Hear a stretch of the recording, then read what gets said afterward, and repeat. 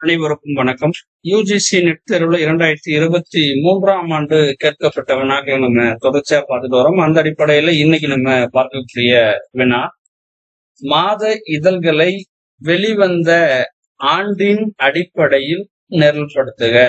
Option A செந்தமிழ் செல்வி, option B செந்தமிழ், option C கணையாளி, option D Kalaikkathir. இந்த வினாவிற்கான விடை குறிப்பை பார்க்கலாம். செந்தமிழ் செல்வி 1923 இருந்து 25 இதற்கிடைப்பட்ட காலகட்டத்துல வெளிவந்திருக்கு.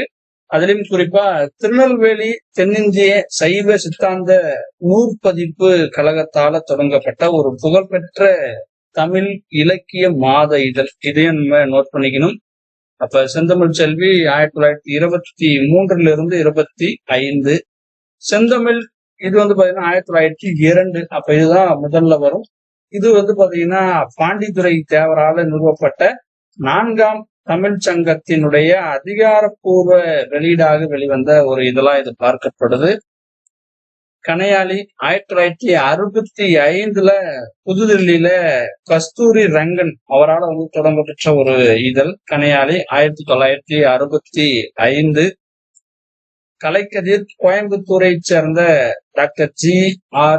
தாமோதரன் அவர்களால 1948 தொடங்கப்பட்டிருக்கு. இது ஒரு அறிவியல் மற்றும் தொழில்நுட்ப மாத இதழ். இந்த வினாவோட பாத்திரலாம்.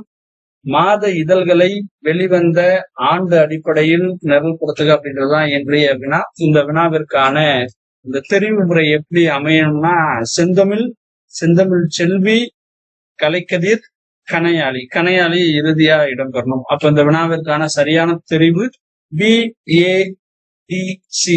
நன்றி.